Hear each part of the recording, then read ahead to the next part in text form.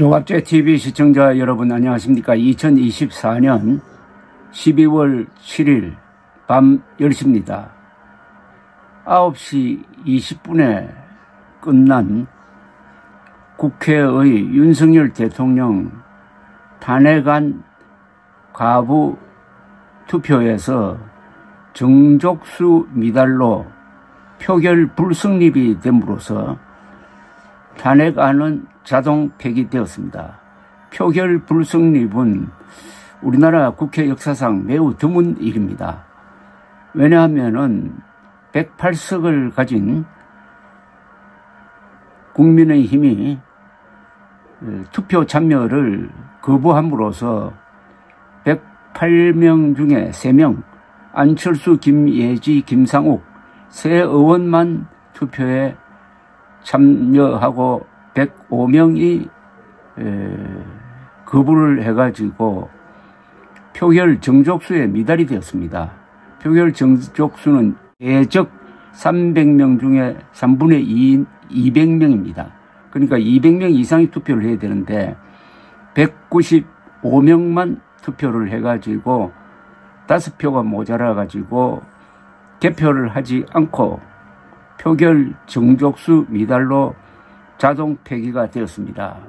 그러나 민주당은 다음 회기 때 또 윤석열 탄핵안을 제출하겠다고 했습니다. 국민의힘은 이긴 게 아닙니다. 국민의힘은 더럽게 이기려고 하다가 아주 망신을 당했습니다. 당당하게 참석해가지고 가표든 부표든 던져야 할 텐데 그게 헌법이 보장하는 국회의원의 권리요 의무입니다. 자유의사에 따른 당론이 아닙니다. 당론은 헌법에 없습니다. 자유의사에 따른 투표권을 행사해야 되는데 의원총회에서 보이콧하자 해가지고 우르르 몰려가고 말았습니다. 도덕성을 완전히 상실했습니다. 자유의사에 따른 자유로운 투표권 행사를 스스로 포기한 거죠. 우원식 국회의장은 여러 번 바깥에 나가 있는 국민의힘 국회의원들 들어 돌아와가지고 투표권을 행사해달라고 호소를 했지만은 3명을 뺀 108명 중에 105명이 투표권 행사를 포기를 했습니다. 이건 사실 국회의원 자격이 없는 거죠. 누가 총을 들이대가지고 투표권 행사를 못하게 한 게 아닙니다.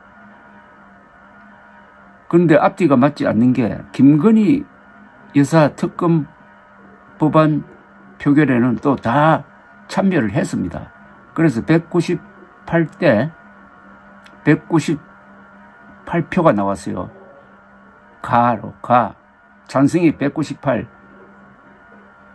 그러나 반대가 102표 해가지고 그것도 3분의 2가 안 돼서 그건 부결이 되었습니다. 부결.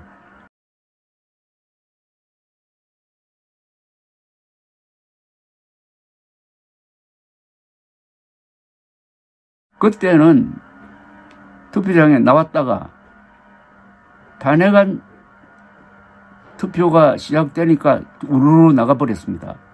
아주 선택적으로 투표를 했다는 것 아닙니까? 유불리를 계산해가지고 투표를 했다니까. 여기에는 어떤 정의도 없고 어떤 민주주의도 없습니다. 자유민주주의를 표방한 국민의힘이 스스로의 정체성을 포기해버렸습니다. 그리고 오후 5시부터 9시까지 약 4시간 동안 생중계되는 그 본회의장 회의 장면을 바라보면서 세계가 다 주시를 했을 겁니다.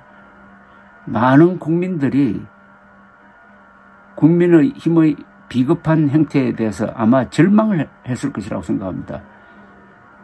이 분노, 국민의힘에 쏠린 이 분노는 국민의힘을 거의 초죽음으로 만들 겁니다. 또 기술적으로도 민주당이 이런 상황을 잘 이용을 했습니다. 제안 설명을 한 박찬대 원내대표가 투표에 불참한 국민의힘 국회의원 한 사람 한 사람을 부르면서 돌아와 달라고 호소하는 그 극적인 장면도 연출하고, 또 민주당 의원들이 지금 문 닫고 회의를 하고 있는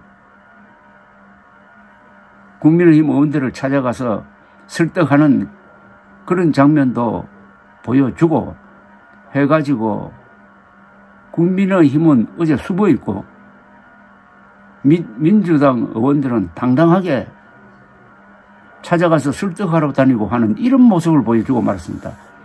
한쪽은 구차하고 피하고 도망다니고, 한쪽은 어깨 딱 펴고 당당하게 이야기하고, 그리고 국민의힘을 내란 숙에 윤석열을 편드는 내란 동조 세력으로 몰고, 이렇게 하니까 논리적으로라든지 아니면 그 기백이라든지 이런 데서 완전히 국민의힘이 초라한 존재, 아주 비참한 존재로 비춰지고 말았습니다.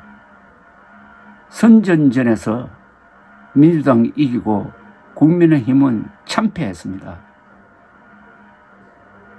이렇게 되니까 앞으로 전망이 매우 어둡습니다.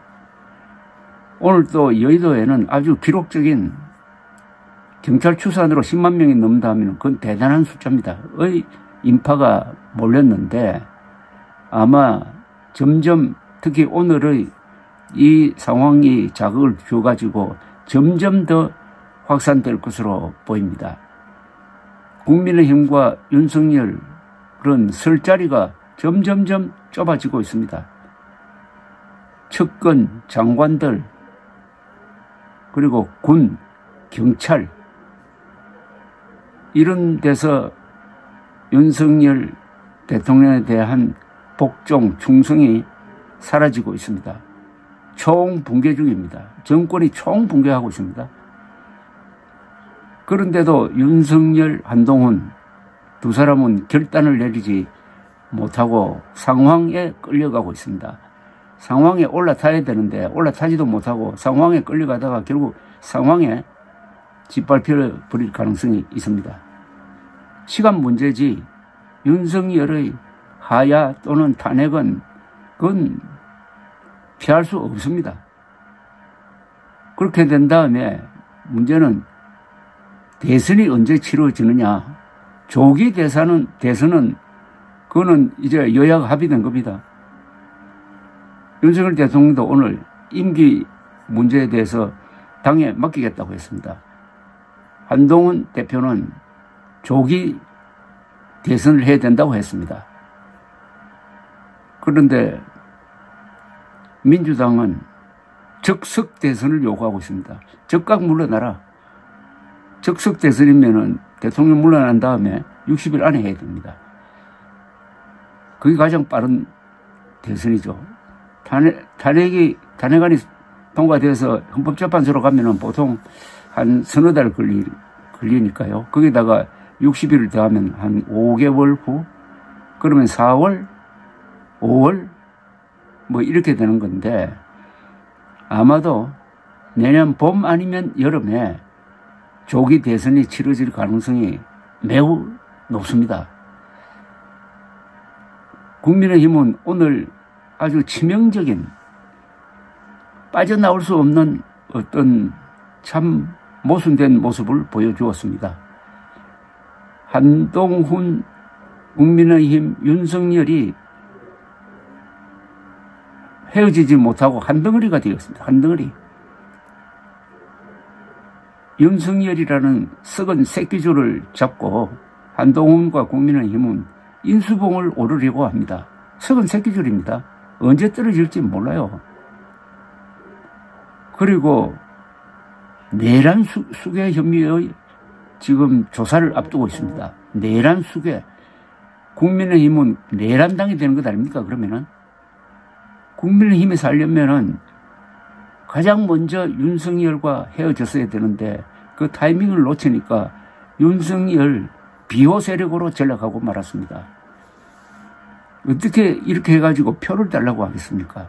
오늘 국회 의사당에서 보여준 국민의힘의 그 난감한 모습, 풀죽은 모습, 논리가 없고 계속 변명만 하는 그런 비굴한 자세, 그거 가지고 무슨 자기 정권을 만든다고 하겠습니까? 한국의 보수 세력은 이제 존재하지 않습니다. 제대로 이념을 갖춘 가치관을 가진 한국의 보수 세력은 세력으로서 존재하지 않습니다. 어떻게 보면은 국민의힘, 한동훈, 윤석열 이런 사람들이 철저하게 망해봐야 합니다. 지금까지 보수 세력은 철저하게 망하지 않아가지고 철저한 반성이 없었습니다. 이번은 철저하게 망하는 쪽으로 가는 것 같습니다. 철저하게 바닥까지 떨어져 보고 거기서 일어날 수 있는 방도를 찾는 것이 가장 정직한 재기의 방법이 아니냐 하는 생각을 오늘 해보았습니다. 국민의힘은 머리를 굴려서 이기려고 하다가 이긴 것도 아니고 비긴 건데 아주 더럽게 비겼습니다. 국민들은 오늘의 이 장면들을 결코 잊지 않을 것입니다.